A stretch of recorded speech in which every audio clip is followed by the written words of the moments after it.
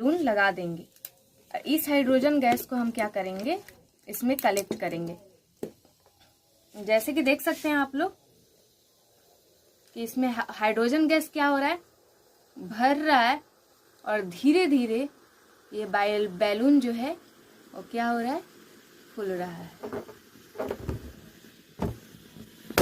जैसे कि देख सकते हैं आप लोग कि बहुत ही खतरनाक एक्सपेरिमेंट था।